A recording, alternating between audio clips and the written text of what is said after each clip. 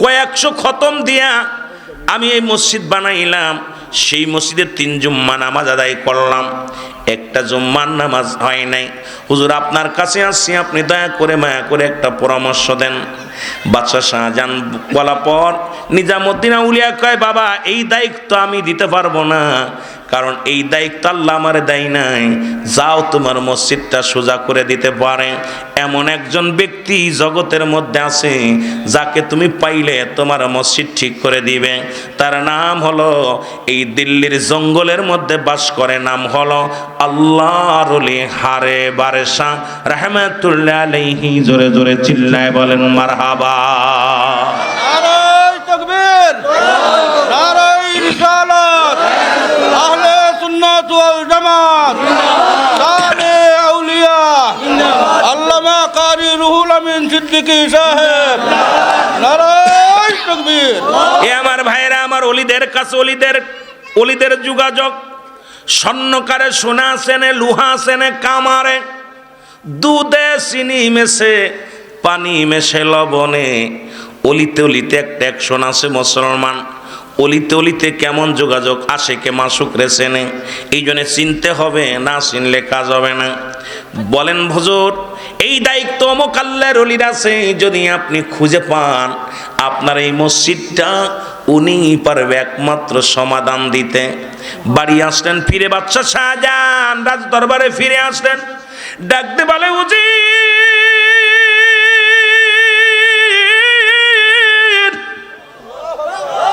তুমি আমার খানা পানির ব্যবস্থা করো। ওরে আর আমি জোর দেরি করতে পারবো না, আমাকে নিয়ে যাও ওই জঙ্গলের মধ্যে রে, যেখানে আল্লাহর ওলি হারে বারে শ্বাসে। জোরে জোরে বলেন মারহাবা। উজির তাড়াতাড়ি খানা ব্যবস্থা, পানির ব্যবস্থা করলেন, দিয়া বলে হুজুর রওনা হয়ে গেল। সাথে কোনো লোক নিলেন না, কয় আমি যদি মারা যাই আমার দাবি দেওয়া ছেড়ে দিবা। আমি জঙ্গলে চললাম। আল্লাহর মুসলমান শোনো, আল্লাহর মাহবুব বান্দারা শোনো, বাদশাহ শাহজাহান দিল্লির জঙ্গলে রওনা হয়ে গেলেন। ঘুরতে ঘুরতে পুরো জঙ্গলের মধ্যে দেখে বাঘ, ভাল্লুক, কত ভয়ঙ্কর প্রাণী। বাদশাহ শাহজাহান অন্তরের ভিতরে ভয় লাগে, জীবনে কোনোদিন একা একা জঙ্গলে আসি নাই।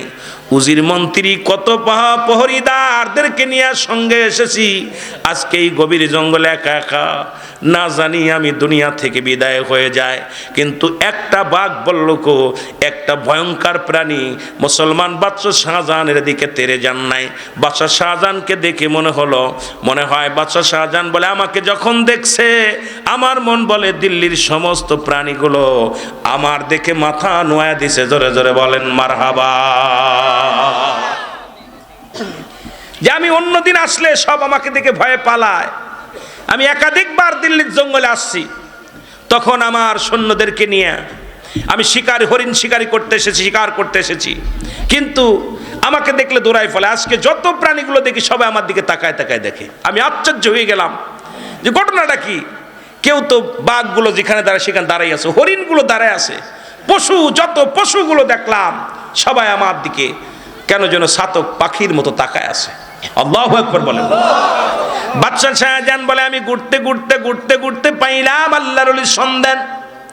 দেখি এক পাগল জঙ্গলের মধ্যে, গায়ের লোম এত বড় বড়, সমস্ত গার পশমে তার দেহখানা ঢাকা, সিজদায় পড়ে কান্দে আল্লাহ, আর কতদিন আমি জঙ্গলায় কাটাইব, চলে যাওয়ার সময় হয়ে গেল, এখনো তো শোয়ার জায়গার সমাধান পাইলাম না।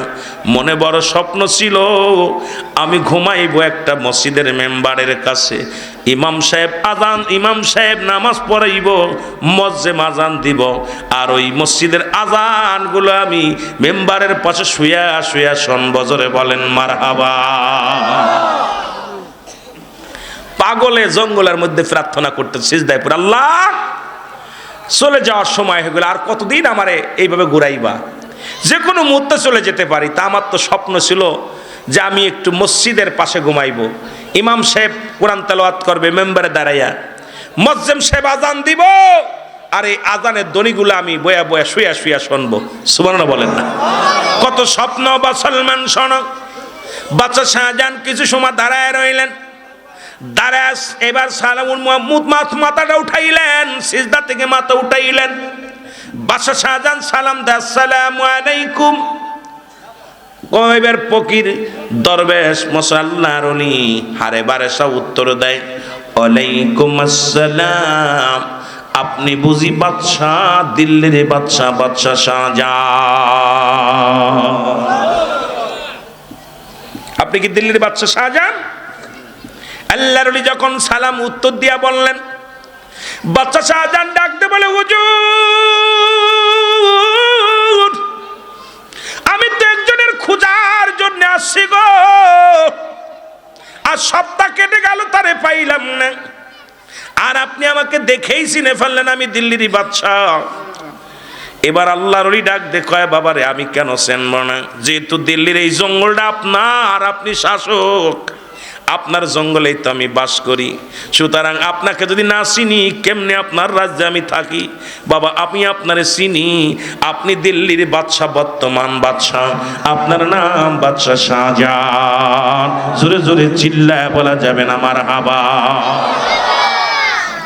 বাদশাহ শাহজাহান আশ্চর্য হয়ে গেছে, আইরে জঙ্গলের ভিতর থাকে, আমার নাম জানে। বলে হুজুর এবারে ডাক দে, বলে আল্লাহর ওলি ডাক দে, বলে আপনি কাকে খোঁজেন?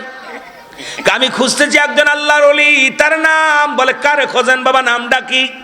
বলে তার নাম, আমি গিয়েছিলাম নিজামুদ্দিন আউলিয়ার কাছে, নিজামুদ্দিন আউলিয়া বলেছে তার ঠিকানা দিল্লির জঙ্গলের মধ্যে, আর তার নামটা হলো আল্লাহর ওলি হারে বারে শাহ রহমাতুল্লাহ আলাইহি। বলে বাবারে তুমি আসল জায়গায় আসছ, তুমি যাকে খুঁজতে এসেছো আমি আর কেউ নয়, আমি সেই আশেক পাগল, আমি হলাম আল্লাহর ওলি হারে বারে শাহ। বলে হুজুর কিসের জন্য আসছো? আল্লাহু আকবার বলেন না। কিসের জন্য আসছো? কিসের জন্য আসছো? বলে হুজুর এই কারণ, আমি একটা মসজিদ বানাইছি, এই মসজিদটা আমি 10 বছর সাধনা করে মসজিদখানা বানাইলাম, 10,000 কর্মী দিয়া, 10,000 কর্মী দিয়া, এবং মুসলমান কোরআন খতম করে আমি মসজিদখানা বানাইলাম। 3 জুম্মার নামাজ আমি আদায় করলাম, একটা জুম্মার নামাজও আল্লাহর দরবারে কবুল হয় নাই। এই জন্য আমি আপনার কাছে এসেছি, একটা উপায় আমারে বলে দেন। বলে বাবা তো কোনো ব্যাপারই না, কি হয়েছে বলেন? কয় সবাই তো বলে মসজিদটা ভেঙ্গে দিতে। কয় দেন ভেঙ্গে দেয়, মসজিদটা ভেঙ্গে দেন। কয় হুজুর মসজিদে যদি আঘাত করে আমার কলিজাটা ভেঙ্গে যাবে, আমি বেঁচে থাকতে আমার মসজিদের এক চুল পরিমাণ ক্ষতি হোক, একটা মুসলমান বালু কোনা পর্যন্ত আমার সামনে থেকে কেউ সরাইতে পারবে না। জোরে বলেন মারহাবা। এবার আল্লাহর ওলি হারে বারে শাহ বলে বাবা মসজিদ তো ধাক্কা দিলেই সরে যায়, এবার ভাঙ্গা লাগে। দিল্লি চলে আসলেন, এসে ডাকতে বলে উজির রে তাড়াতাড়ি সবাইকে জানিয়ে দাও আগামী জুম্মার নামাজ আমার মসজিদে হবে, আর এই মসজিদের কেবলা নির্ণয় করার জন্য আমি এমন একজন ব্যক্তিকে আনছি যে ব্যক্তি হাত দিয়ে ধাক্কা দিয়ে মসজিদ সোজা করে দিবে। জোরে বলেন সুবহানাল্লাহ। লোকজন আইয়া দেখে এক কাবু মানুষ, গার ভিতর গোস্ত নাই, হ্যাংলা হাঁটতে যে পুড়ে যায়। কইছে হুজুর কিডা? কয় এই লোকটা ধাক্কা দিয়ে সরে। হুজুর আপনার মাথা নষ্ট হয়ে গেছে, আপনার এই মসজিদের টেনশনে আপনি শেষ। কেন খালি বুড়ি, আমরা দেখি বুড়ি হইলে কি দারোগা হওয়া যায়? আমরা আগে মনে করতাম দারোগা বুড়ি হইলেই মনে হয় দারোগা, কারণ ঘুষ খায় তো। কথা বলছেন? আমাদের দিকে একটা রেওয়াজ ছিল, কয় দারোগা বুড়ি মোটা হইলেই দারোগা না। আল্লাহর ওলিদের গায়ে গোশ থাকে না, তারা দুনিয়া পাগল না, দুনিয়া মুখাফেক্কি না। বর্তমান যে সমস্ত পীর আছে এরা তো গরু ছাগল ঝাড়ছে, পরের জমি জমা ঝাড়ছে, সিগারেট বিড়ি খাচ্ছে। জোরে বলেন ঠিক কিনা? এদের নিয়ে পড়ছি বিশাল বিপদের মধ্যে। এদের কারণে আজকে নাসিরউদ্দিন সিফা সালার ওখানে আক্রমণ হয়, শাহপরান আক্রমণ হয়। আর তারা কি আমার মতো ছিল? নাসিরউদ্দিন সিফা সালাকে যখন শোয়ানো হলো, একবার নয়, দুবার নয়, 3বার তাকে পূর্ব দিকে শোয়ানো হলো, অটোমেটিক তার মাথাটা পশ্চিমমুখ হয়ে গেছে। জোরে বলেন সুবহানাল্লাহ। এই পর্যন্ত, ওরে বাবা রে বাবা, বুক পর্যন্ত। সবার কবর হয় নাভি পর্যন্ত, ওনার কবর হয়েছে বুক পর্যন্ত। নাসিরউদ্দিন সিফা সালা আল্লাহর সঙ্গে এমন প্রেম করছিল, রাসূলের সঙ্গে এমন প্রেম ছিল, একবার নয়, দুবার নয়, ওনার মাথাটা বারবার এইভাবে দিতে গেছে, ঘুরে যায় অটোমেটিক। সবার কবরেই ফেলি, ওনার কবরেই ফেলি। কথা বুঝেন নাই? এগুলো ক্ষমতাবান, তাদের ক্ষমতা কত পাওয়ার ছিল। এই যে শাহপুরানের মাজারে বোমা মারছে, আপনার আক্রমণ করছে, তোমরা কি জানো? কবুতরের গোশ খায়া সেই কবুতরে পাকনা দিয়ে আবার কবুতর উড়াই দিছে না। এটা সেই শাহপুরান, বুঝতে পারো নাই, যেমন দেব সিমটি তখন বুঝবি, একদম ছুটোই ফেলা দিব। একটা শাহপুরানের মাজার আক্রমণ করছে, এটার বগলে কেমন ক্যান্সার ধরা পড়ছে, জোরে বলেন ঠিক কি?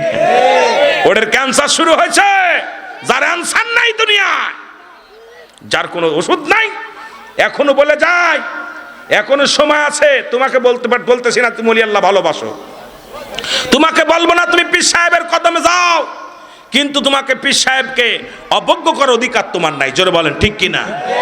মানো না মানো তোমার ব্যাপার, তাই তো আক্রমণ করবা। ওলি আল্লাহ মরে নাই, শাহপুরান এমন এক সিমটি মারছে, এক সিমটিতে ক্যান্সার ধরা পড়ছে, এখন কাঁদতেছে। গতকালকে দেখলাম সাক্ষাৎকারে বলছে, আমি সেই পাপী, আমি সেই গুনাহগার, যে এই গুনাহগারে হাত দে শাহপুরানের দিকে আমি আক্রমণ করেছিলাম, আমি আজ জীবনে কোনোদিন কোনো মাজার আক্রমণ করব না। কেবল ধরছে তোরে, কেবল আজ হোক কাল হোক তাকবীরে পোকা লাগবে, এর মধ্যে কোনো সন্দেহ হয়। দুদিন আগে নাই দুদিন পরে, ওদিকে হাত দিস না আব্বা, আগুনে হাত দিলে ইচ্ছাও পড়ে অনিচ্ছাও পড়বে। আগুনে হাত দিলে পড়বে না বাবা, কথা পড়বেন না? আল্লাহর ওলির হলো আগুন, এখানে ইচ্ছাকৃত হাত দিলেও পড়বি, না দিলেও পড়বি। এই জন্যে অনিচ্ছায় দিলেও পড়বি, ইচ্ছায় দিলেও পড়বি। এই জন্যে এখনো আমি অনুরোধ করবো বাবা, ওদিকে হাত দিয়েন না, ওদিকে হাত দিয়েন না। আমার ভাইরা, আমার বন্ধুরা, আমার বাদশা শাহজাহান সবাইকে ডাকতে বললেন, সবাই শোনো, তোমরা কে কোথায় আছো জলদি আসো, আমার মসজিদের কিবলা নির্ণয় ঠিক হবে। এবার ইঞ্জিনিয়ার আসলেন, ইঞ্জিনিয়ারকে বললেন, ইঞ্জিনিয়ার ম্যাপ ধরো।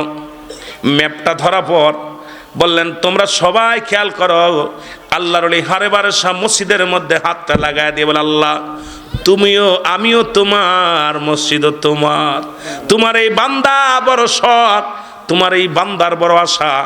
আমি জন্মনি এই তো থাকলাম জঙ্গলে জঙ্গলে, ওই মসজিদের আজানটা বড় ভালো লাগে, ইমাম সাহেবের কিরাত বড় ভালো লাগে, এই ইমাম সাহেবের কিরাত আমি শুনবো, মসজিদের আজান আমি শুনবো। এই জন্য মসজিদের মেম্বারের নিচেই শোয়ার একটা আশা করেছি। আল্লাহ তোমার ঘর, এই মসজিদটাকে তুমি নিজে নিজে ঘুরায় দাও। মসজিদে হাত দেওয়ার সঙ্গে সঙ্গে ঠিক এইভাবে সোজা হয়ে গেছে। সুবহানাল্লাহ বলেন না? যদি কোনো ব্যক্তি দিল্লি যান, মুসলমান শোনো, ওই দিল্লির জুমা মসজিদের সামনে আল্লাহর ওলি হারে বারে শাহ শুয়ে আছেন। ওই মসজিদের মুসলমান একটা খাম্বা, পূর্ব দিকে একটা মিনার, ওটা ভেঙে গেছিল একটা কাঁঠাল গাছ পড়ে, এই মিনারটা একটা বেঁকা হয়ে আছে। এই মসজিদের মধ্যে নামাজ পড়লে দেখবেন একটা মানুষ মনে হয় 4-5টা মানুষ নামাজে দাঁড়াইলে দেখবেন ডান বাম দিকে সব দিক মনে হয় খালি মানুষ আর মানুষ। কেন মন যেন বলে নামাজে দাঁড়াইলেই যখন দাঁড়ানোর পর মনে হয় সামনে মানুষ পিছে মানুষ, মনে হয় হাজার হাজার মানুষ আপনার সঙ্গে নামাজ পড়তেছে। যদি কোনো ব্যক্তি আল্লাহর রাস্তায় দিল্লির জমিনে যান, ওই দিল্লির জমা মসজিদ আজও পর্যন্ত খাড়া আছে। এটা ভাঙ্গার জন্য মোদি দাদা শুরু করেছিল ষড়যন্ত্র। এই মোদি দাদা তোরে অনুরোধ করে যায়, যদিও তোরা শুনে রাখ, আমরা কোনো মুসলমান কোনো হিন্দুদের আঘাত করি না। ভারতের মধ্যে অসংখ্য মুসলমানদের তোমরা যেভাবে আঘাত করো, মুসলমানদের যেভাবে কষ্ট দাও, আমরা যদি ওর 90 ভাগের 1 ভাগ করতাম, বাংলার হিন্দুরা দৌড়াইয়া দৌড়াইয়া পালানোর মতো পথ পাইতো না। জোরে বলেন ঠিক কিনা? কারণ আমরা মুসলমান শান্তি বিশ্বাস করি, আমরা মুসলমান নির্যাতন করি না, আমরা মুসলমান কাউকে হত্যা করি না, আমরা মুসলমান কাউকে কষ্ট দিই না। হিন্দু বৌদ্ধ খ্রিস্টান আমার দেশে যত শান্তির মধ্যে আছে দাদা, এই রকম শান্তি আপনার দেশে নাই। সুতরাং আর একটা অনুরোধ করব, আর একটা মুসলমানের উপর আঘাত করবেন না, কারণ মুসলমানরা এমন ভাবে দোয়া করবে আপনি মরার সময় গালে পানি পাবেন না। এই দুনিয়াতেও লাঞ্ছিত হবেন, এই দুনিয়ার মধ্যেও তুমি গজবের মধ্যে পড়বে। সুতরাং ওদিকে হাত দিও না। মুসলমান জাতি, মুসলমান জাতি আল্লাহর সৈনিক, আল্লাহর সৈনিক, রাসূলের সৈনিক, এদের তুমি আঘাত দি দুনিয়ায় কোনো ব্যক্তি শান্তি পায় না, পাবে না। জোরে বলেন ঠিক কিনা?